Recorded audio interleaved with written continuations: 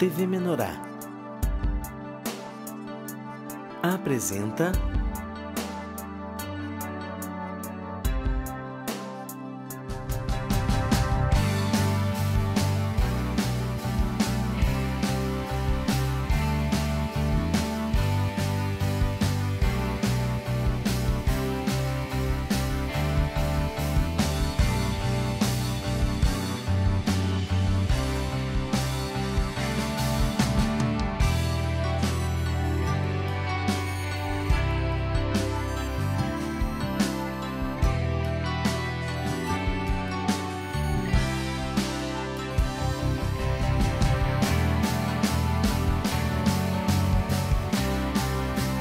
De Bem com o Pão. Olá, irmãos! Estamos aqui começando mais um programa de Bem com o Pão. E hoje viemos até a cidade de Montenegro para conversar aqui com o seu Ernesto, presbítero da cidade. E nós vamos pegar aqui um pouquinho mais com ele toda a sua experiência, dos materiais, de como o irmão tem dado assim, essa busca dos alimentos, de buscar essa comunhão com o Senhor, como é que está o trabalho na cidade e muito mais. Tudo bom, seu Ernesto? Tudo bem, é sempre uma alegria receber os irmãos na casa do Senhor. Que benção! Então tá aí. E nós vamos aqui, o irmão Ernesto estava dizendo, olha, Marcelo, eu já estava aqui estudando com o Senhor e foi ganhando uma luz aí para a gente poder compartilhar nesse momento através do programa, né? Programa de Bem com Pão, toda sexta-feira, às 22 horas, você acompanha aí através da TV Menorá, do site Pão de Judá e do aplicativo Pão de Judá. Muito bem. O que o senhor trouxe aí para ti, senhor Ernesto? Desde a hora que o irmão ligou, dizendo que viria, estaria passando na volta de uma turnê que estava fazendo aí, Venâncio Aires, Mato Leitão, e na volta estaria passando por Montenegro, eu orei ao Senhor, me consagrei e pedi que Ele me liberasse alguma luz assim a respeito do que eu deveria falar, o que seria do interesse dEle, porque hoje a gente sabe que aquele tempo passou de bater no peito e dizer assim, eu sei o que eu vou fazer, o que eu vou falar, porque... Então, hoje a gente já pergunta ao Senhor. E da maneira mais inusitada, assim, eu conheci o Senhor, porque às vezes o Senhor, sei lá quantas vezes o Senhor falou comigo e eu não ouvi, porque a gente tem a orelha grossa, né? O gaúcho gosta de dizer assim, tem a orelha grossa, né? E falta sensibilidade. Deus, às vezes, está falando no ouvido da gente e nós nem estamos aí. E aquele dia, antes do Senhor falar através de um irmão, eu sabia o que estaria vindo ali, que era a palavra de Deus. Foi numa reunião muito grande lá na Companhia do Sono, e nós estávamos na expectativa, quem é que vai dar a palestra hoje? Às vezes era um da nossa equipe, era um de nós, às vezes era um médico, às vezes era, enfim. Então, aquele dia aparece aquele magrão, cabelo cheio, aparece lá na frente, com uma Bíblia debaixo do braço. Bah, e eu fiquei muito mexido com aquilo, né? Lá no fundo do mundão, né? Mas no fundo do mundo mesmo, né? Atolado até acima das orelhas. E aí, daqui um pouco, ele foi apresentado, diz ele assim, hoje eu vou falar do Manual da Criatura. Quando compra uma geladeira, um carro, não vem um manual junto, vem. Se é 110 ou 220, para não ligar no lugar errado e para não queimar. Sabe por que a gente muitas vezes tem problemas de toda a ordem, de relacionamento, saúde, enfim, porque a gente não segue o manual. Nós fomos criados para uma finalidade e exercemos outra. Aquilo assim foi muito impactante. Aquilo me marcou por demais. Aí chegou na hora do break, na hora do cafezinho, aí eu pulei ligeiro de pé, digo, eu vou chegar perto desse camarada aí, né? Era o pastor Sérgio, eu mal apenas sabia o nome dele porque ele foi apresentado como Sérgio Roberto Alves. E nada mais, nem nada a respeito de currículo, só o nome. E eu estava chulhando assim para a hora de falar com ele. Eu cheguei e falei para ele, digo, mas e daí, camarada, de que planeta tu caiu? Tu veio da onde? Aí ele perguntou por que eu falei alguma coisa. Eu disse, não, justamente isso que eu procuro uma vida inteira. Eu consegui crer em tudo que tu falou e eu nunca vi ninguém falar essa língua. Mas eu sabia que essa língua existia. E eu já procurei nos 4 cantos do universo, aí, em denominações, em centro espírita, em tudo que é lugar, né? Então, eu realmente procurava, porque a gente tem dentro de si uma sede inconsciente do nosso Deus, do nosso Criador, do nosso Pai. E a gente procura, eu procurei em lugares errados. Eu fui palestrante espírita. Fui levado para o espiritismo através de um amigo meu médico e hoje eu quero trazer ele de volta e ele quer me explicar Deus pela física quântica. Está bem doido dentro do...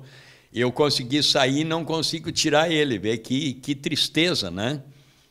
E aí eu perguntei para ele, eu digo, ele fala de Deus, mas esse camarada tem jeito de ser um psicólogo, um psicanalista, porque ele tem um domínio do conhecimento, domínio do verbo, não é? E do conhecimento em si. Eu ainda não tinha detectado, assim, Deus não tinha me mostrado tudo. E aí eu disse assim, o senhor faz terapia? Achei que ele era um psicanalista, um psicólogo. Diz ele, faço sim. Aonde?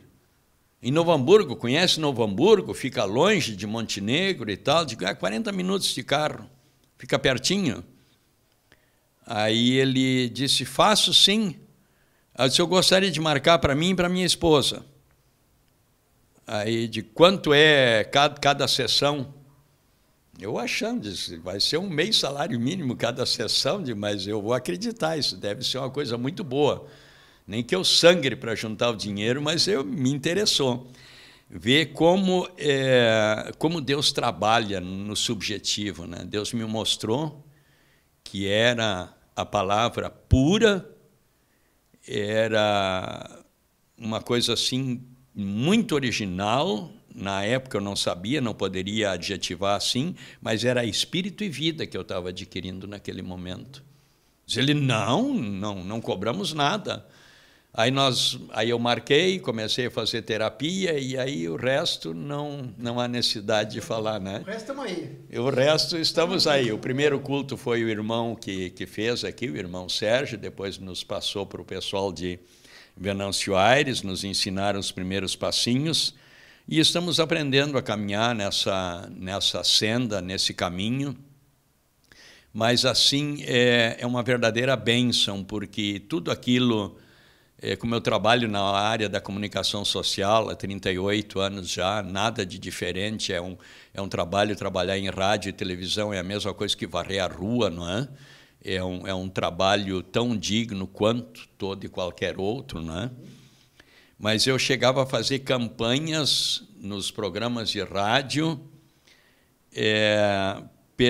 pelo ecumenismo, para ver como a gente estava fora. Eu acreditava num Deus maravilhoso, mas acreditava que todos os caminhos nos levam a Deus, e eu acreditava que todos eram dignos de crédito, e eu queria ver essa gurizada tudo junto, e eu trabalhava por isso, fazia campanhas.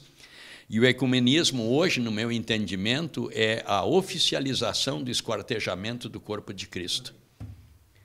Então, a gente não tinha ideia, eu não sabia o que era igreja.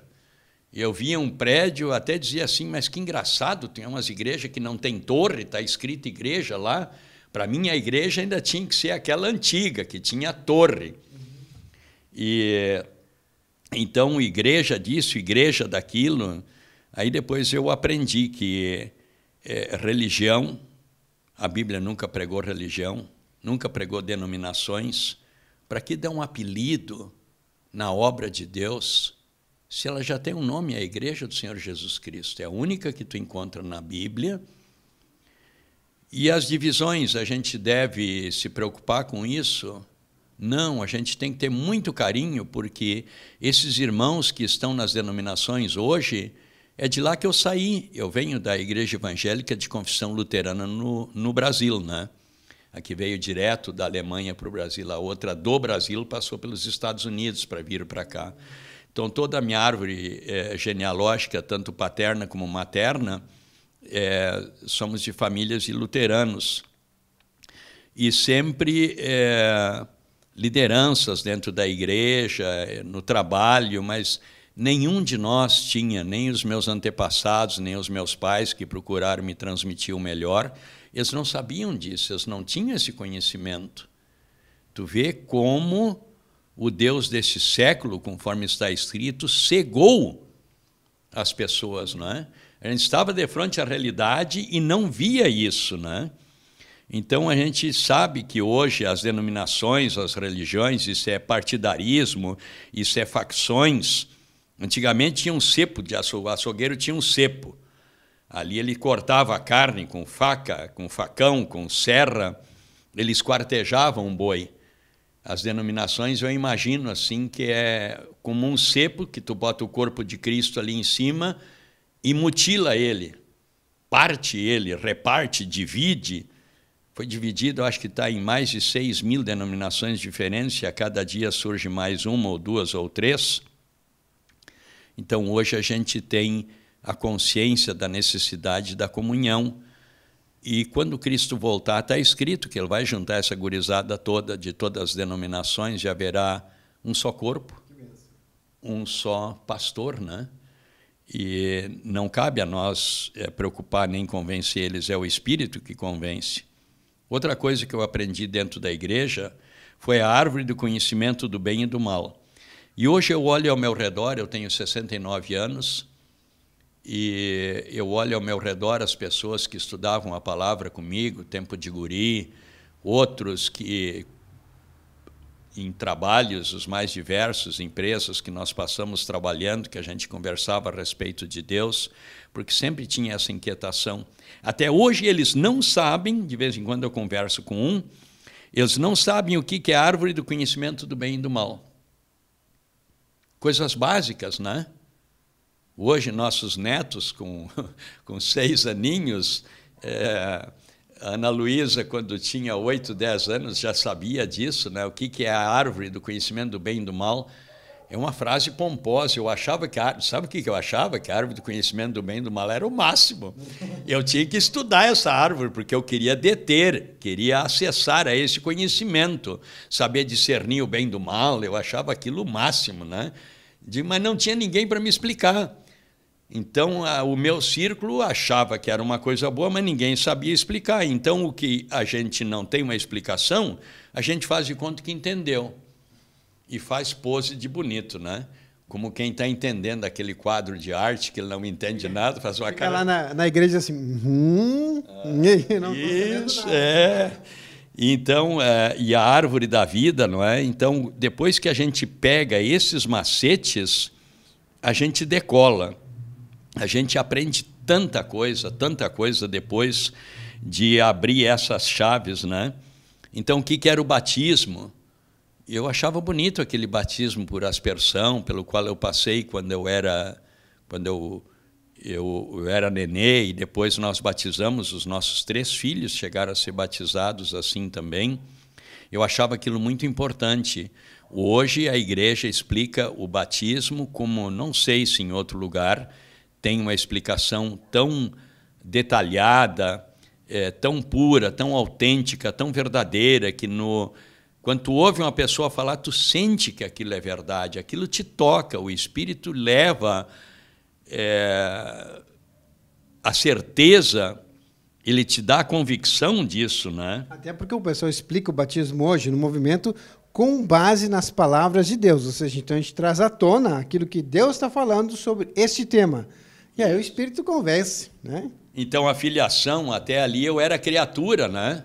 Mas como criatura, sim, assim como o boi, a vaca, como qualquer um animal, né? Aí, de repente, o diferencial está ali. Agora eu sou um filho de Deus, ainda com o lombo cheio de pecados, sim, ainda precisando levar muito laço do Senhor, sim. Choro quando apanho, choro e muito, Estou sofrendo? Estou, e bastante, como talvez nunca na vida, mas eu sou filho de Deus, eu tenho a salvação, eu não vou mais para o fogo eterno, né? Posso até batalhar assim para escapar das trevas exteriores, mas hoje a gente sabe, a gente tem a certeza, a convicção deste amor de Deus. Quem crer e for batizado será salvo. Mas como eu dizia assim, como é que eu vou ser salvo? Eu fui batizado, continuo pecando. E aí eu entendi as trevas exteriores, que é a segunda época, não é? Que é o reforço no estudo, é rebuscar o que se perdeu, é a correção compulsória. Então, recebi o perdão de todos os atos até o momento do batismo, recebi a filiação, fui integrado no corpo de Cristo, hoje eu sou um membro do corpo de Cristo, eu não penso mais que eu sou mais do que os outros, porque por onde eu passava eu exercia liderança, e a liderança, como tu mesmo falaste, tu passaste por essas experiências também, de subir ao pódio, ser aplaudido, aquilo é um pavor, aquilo nos infla o nosso ego, né? E o diabo faz a gente acreditar que a gente é melhor que os outros, que a gente sabe mais, que a gente tem criatividade. Tudo isso já passou, graças ao Senhor, né? Então, a gente vai aprendendo que hoje a gente é corpo. E o corpo não tem nada que pensar. O cristão que está na igreja ainda está pensando, e eu, quando penso e me flagro pensando, eu vejo o quanto eu ainda sou estúpido, porque eu não tenho nada que pensar. Está tudo pensado. A economia divina ela é perfeita, é só crer e obedecer. É tão simples e a gente adora complicar. E hoje nós estamos aqui conversando com o Ernesto, o presbítero da cidade de Montenegro. Nós vamos fazer um intervalo. É rapidinho, voltamos em seguida para o nosso segundo bloco. Já, já.